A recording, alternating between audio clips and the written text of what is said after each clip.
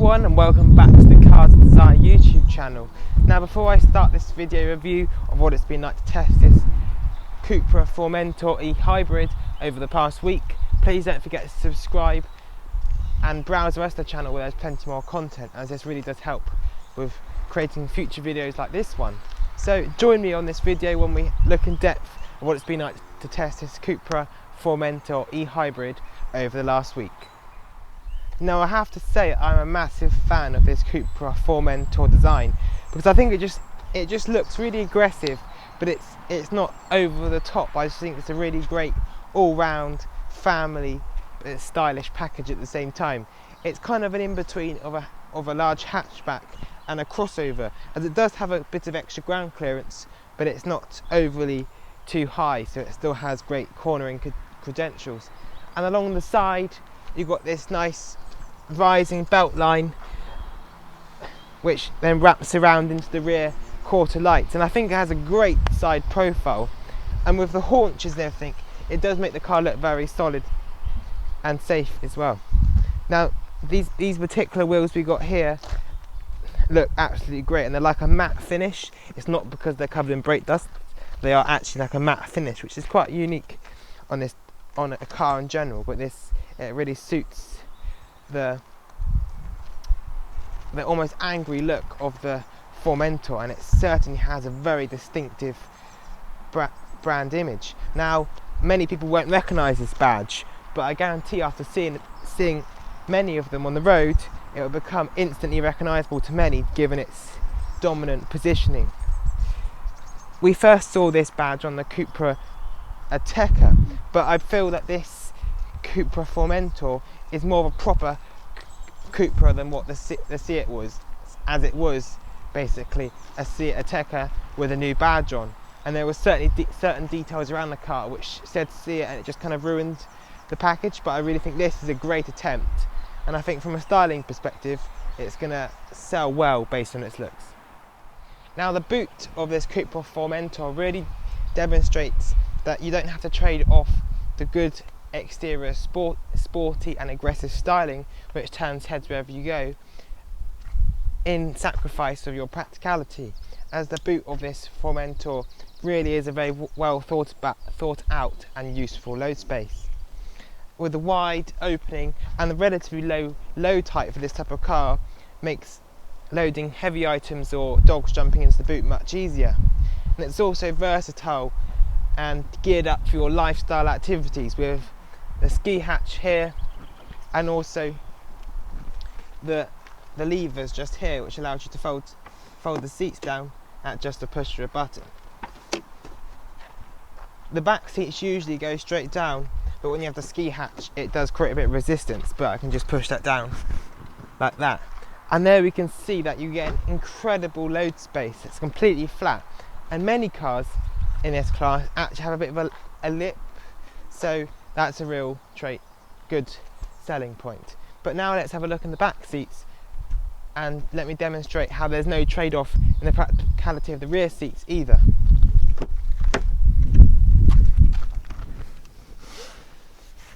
Just put the seats up,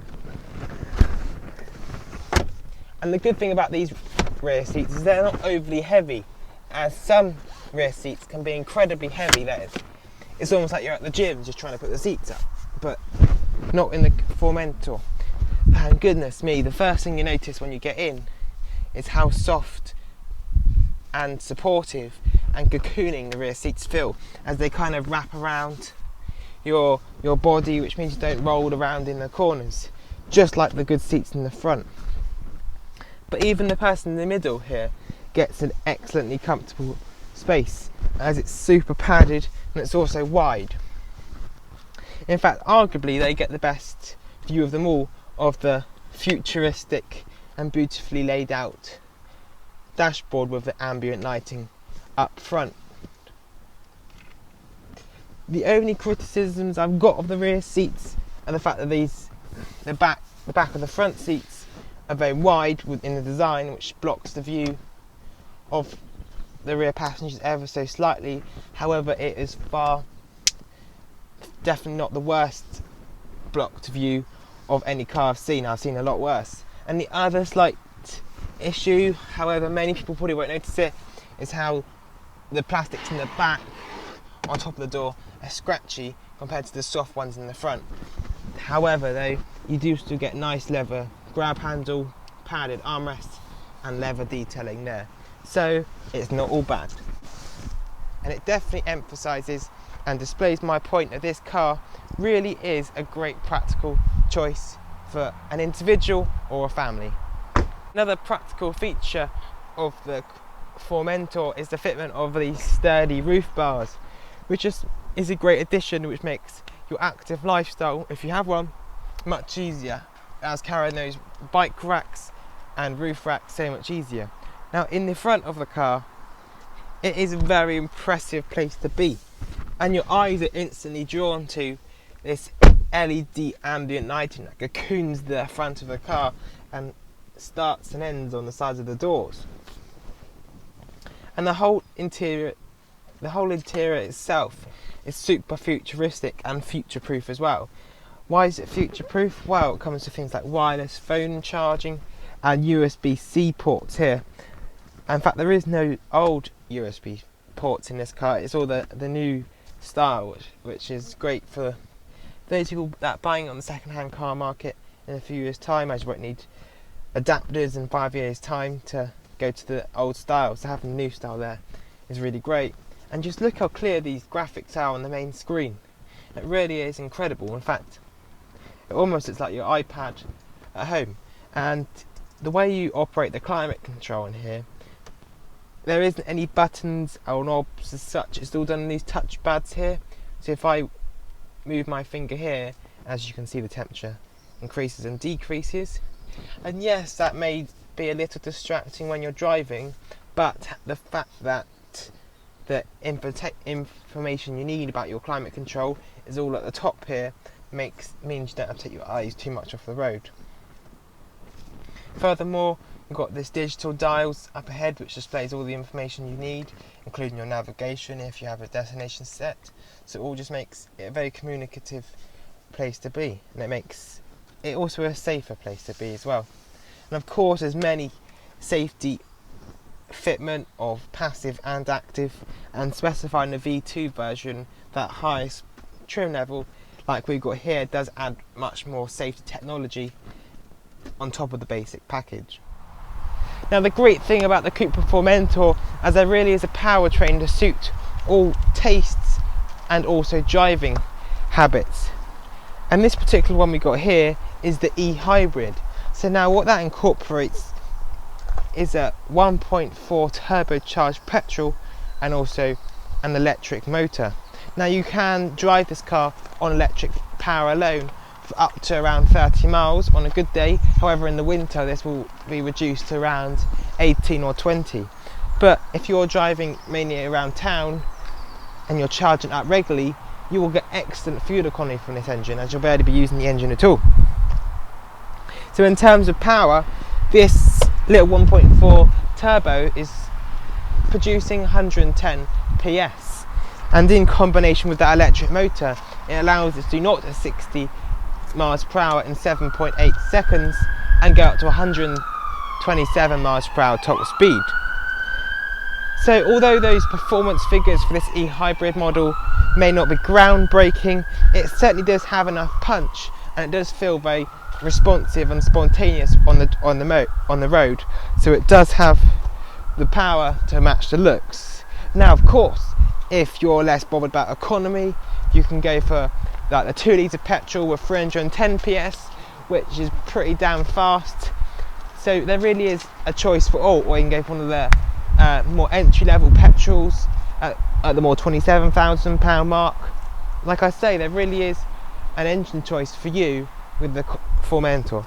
On the road, the Formentor really does impress with a perfect balance between agile handling that you'd expect from its dynamic looks, but also excellent refinement, making it really great for long journeys, and it feels incredibly stable too. And our test car with the e-hybrid powertrain really does emphasise this, with the 12.8 kilowatt hour battery providing instant poke, and that 1.4 TSI engine is super willing, so it really does impress in terms of performance. It never runs out of puff. The only slight downside is that the visibility towards the back is slightly restricted with some small blind spots towards the rear end. However, you do get rear parking sensors as standard, and of course it's a good idea to spec a reversing camera as well.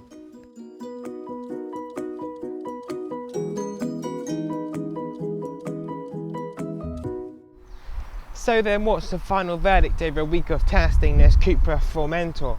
Well, I have to say I'm incredibly impressed. And I'm not just saying that either. This car really is an excellent example of not having to compromise user friendliness and practicality and versatility with this gorgeous design, as it is a great all-round package. And although many people may not know it because they don't recognise the badge, if you own one of these, you are probably owning one of the best all-round cars that money could buy. And when people finally cotton on to what this brand is, I think you'll see so many of them in the road. So be one of the first to enjoy and live with ease this CUPRA Formentor. Whether you choose the e-hybrid or one of the more conventional or more powerful powertrains, it really is a great choice. I would love to find out what you people think about this CUPRA Formentor, so do let me know in the comment section below. And of course, subscribe, like and share this video as well, and browse the channel where there's plenty more content on there already, and there'll be loads more coming this way, including electric vehicles as well. Thank you very much for watching. See you next time.